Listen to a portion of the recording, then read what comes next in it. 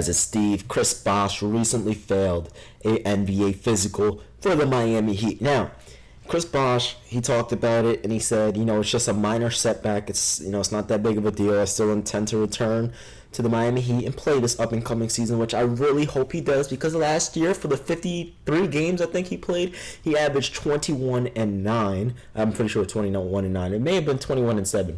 Maybe wrong, because I know Hassan Whiteside grabbed a lot of boards too. Maybe it's 21-7, but still, he averaged 20 plus points per game and nearly 10 rebounds per game. So imagine him now without Dwyane Wade. We're going to see Toronto Bosh, and I can't wait, because now we can actually see him dominate in the low post like he used to. A lot of people don't remember he's a dominant low post scorer when he was with Toronto before he joined forces with LeBron and Dwyane Wade. Now, the thing that makes me worried the most is he has muscle weakness, and the thing about this is the doctor was saying it's due to his body trying to, recuperate from the blood clotting and things like that. And the thing that worries me the most is I don't want him to, I don't want anything bad to happen to him. Now, I know blood clotting, it's not particularly dangerous and life-threatening, but it can get worse and become life-threatening. And, that stress on his body, it can make it worse. And that's my biggest concern, because you guys know I'm a huge Chris Bosh fan.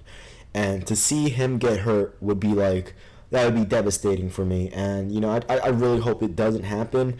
But I want him to come back, man. He said his intentions are there. He still wants to come back and play for the Miami Heat. He still wants to play the season. He said it's just a minor setback.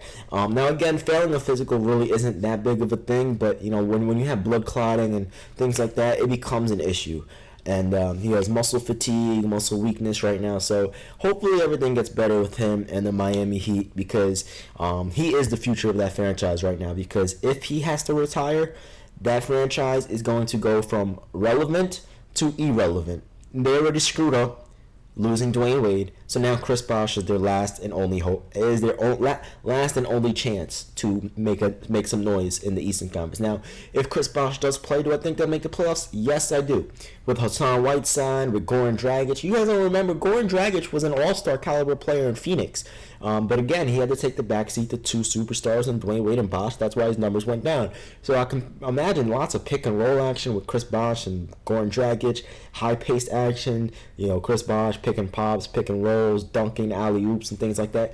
And the thing I'm really looking forward to is seeing Chris Bosh dominate in the low post. It's been so long since we've seen Chris Bosh dominate in the low post, and it's sort of like the same thing with Kevin Love.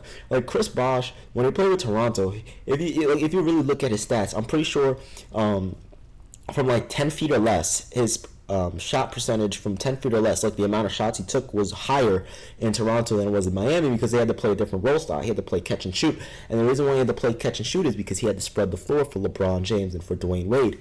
But again, now he's going to be the primary option on that team. He is the team pretty much, So it all depends on what's going to happen within these next few weeks before the NBA season starts.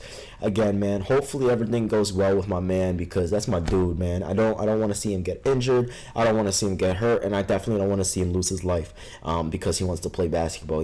I understand, it's his choice and things like that, but in the NBA, if it is that life threatening, and it gets worse, the NBA needs to step in and say, you know what, we're not going to allow you to play because we don't want you to get hurt. We don't want you to die. We don't want you to lose our life. Too many athletes die because, they just don't listen, and, they love the sport too much, which is fine. But, again, you gotta be careful, man. But, at the end of the day, man, I'm just so excited for the NBA season to start. I cannot wait for my main man, Chris Bosh, to come back. These are my predictions for Chris Bosh and the Miami Heat. I would say the Miami Heat will finish 7th, maybe 6th or 7th, maybe 8th in the Eastern Conference.